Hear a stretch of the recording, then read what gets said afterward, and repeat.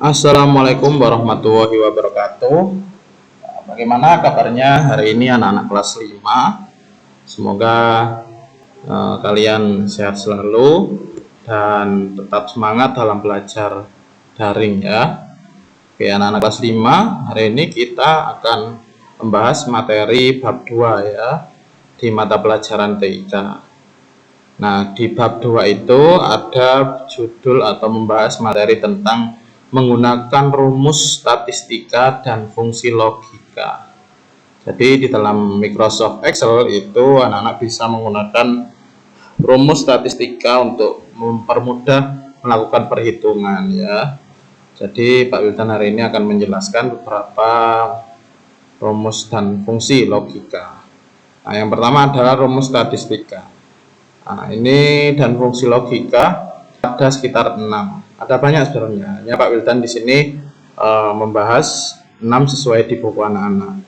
Ya, nama rumus yang pertama yaitu sum. Sum ini dilakukan untuk menjumlahkan data. Jadi anak-anak jika mempunyai angka atau nilai yang banyak sekali di Microsoft Excel, anak-anak tidak perlu menghitung menggunakan tangan, tetapi bisa langsung menggunakan rumus sum.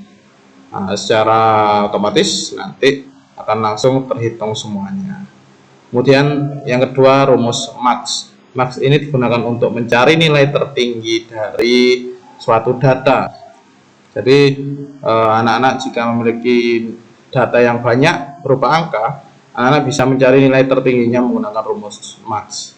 Nah, sebaliknya juga yang ketiga adalah min. Min ini digunakan untuk mencari nilai terendah. Kalau max tadi tertinggi, min berarti terendah. Kemudian average digunakan untuk menghitung atau mencari rata-rata dari data yang dipunyai. Kemudian median adalah mencari nilai tengah. Kemudian count mencari jumlah banyaknya data. Jadi jumlah keseluruhan data ada berapa, itu anak-anak tidak perlu menghitung satu persatu jika datanya banyak. Cukup menggunakan rumus count ini. Kemudian melakukan perhitungan statistika dan fungsi logika. Nah, hari ini Pak Wildan akan mempraktekkan melakukan perhitungan rumus matematika. Nah, menghitung sum, average, max, dan juga min ya. Coba perhatikan video kali ini.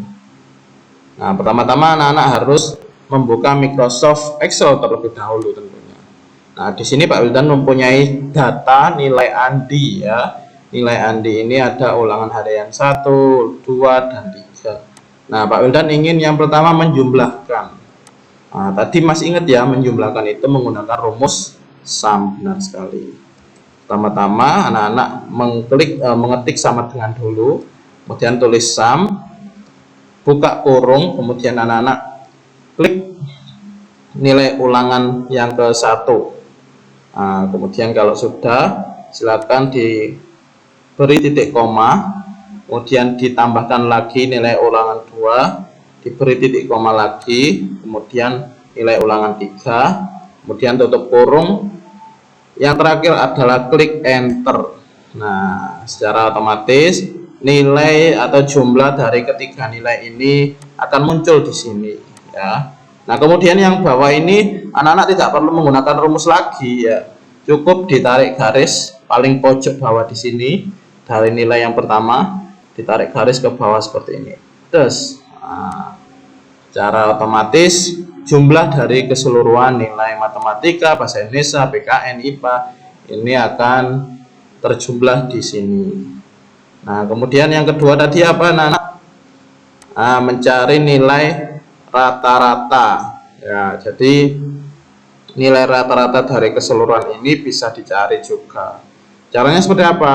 Nah, misalkan nilai ulangan pertama rata-ratanya berapa ya, Pak Wildan akan mencarinya dengan menggunakan rumus average. Yang pertama tadi sama ya, menggunakan sama dengan terlebih dahulu, kemudian klik average,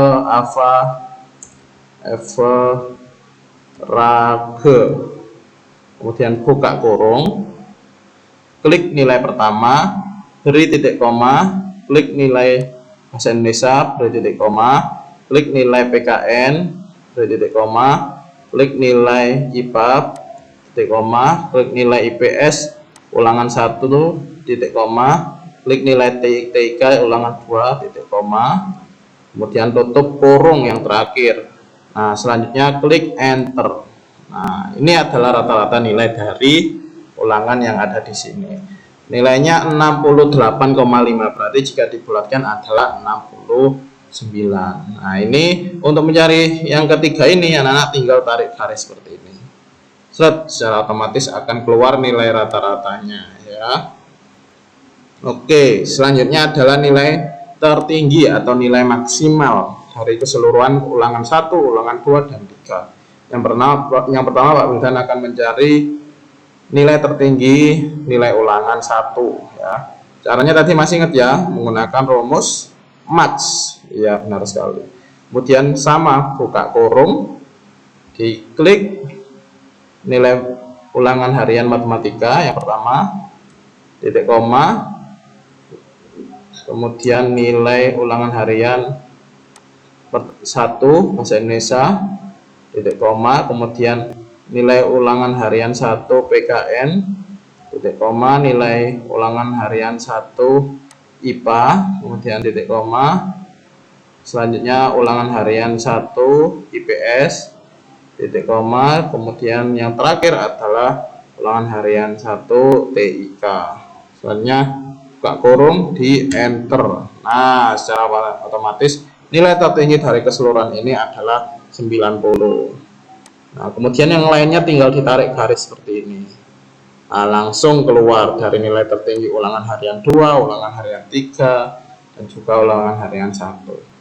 Nah, yang terakhir adalah rumus min, mencari nilai terendah. Sama ya caranya, diketik min dulu, kemudian sama seperti tadi, seperti ini ya. Kedua seperti ini, PKN seperti ini, IPA klik, IPS klik, TIK, kemudian tutup kurung, di enter. Nah, akan keluar nilai terendah dari keseluruhan ulangan harian 1, 2, dan juga 3 ya. Oke, itu adalah cara menghitung rumus penjumlahan sum, average atau rata-rata, dan juga maksimal. Nah, kemudian selanjutnya adalah melakukan perhitungan dengan rumus if.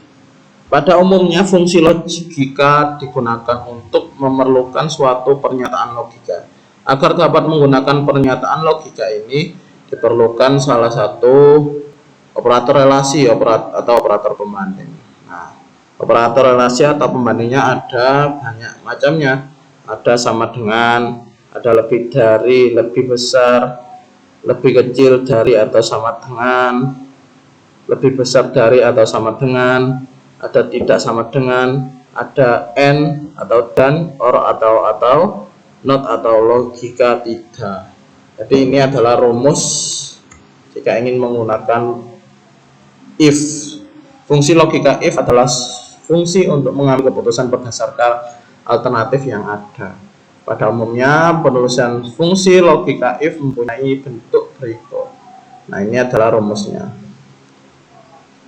Bisa menggunakan if logika underscore test, titik 2 value underscore if underscore true, value underscore if underscore false, bisa tutup kurung, atau bisa juga menggunakan if buka kurung pernyataan, kemudian tutup kurung nilai benar atau nilai salah.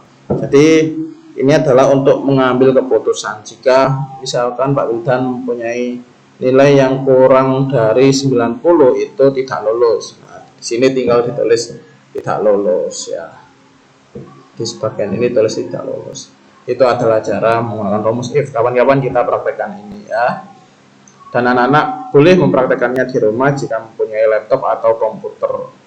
Nah, karena kondisinya pandemi seperti ini, kita belum bisa mempraktekkan bersama-sama di kelas ya. Besok kalau udah masuk, anak-anak akan Pak Wildan ajak untuk mencoba semuanya biar anak-anak paham cara menggunakan rumus-rumus statistik dan fungsi logika yang seperti tadi.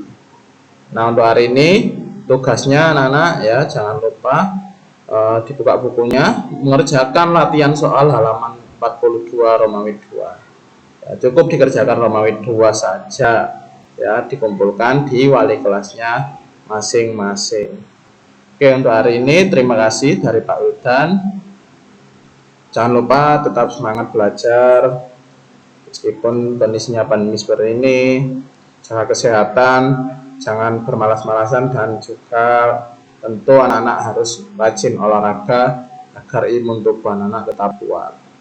Untuk hari ini Pak Wildan akhiri. Wassalamualaikum warahmatullahi wabarakatuh.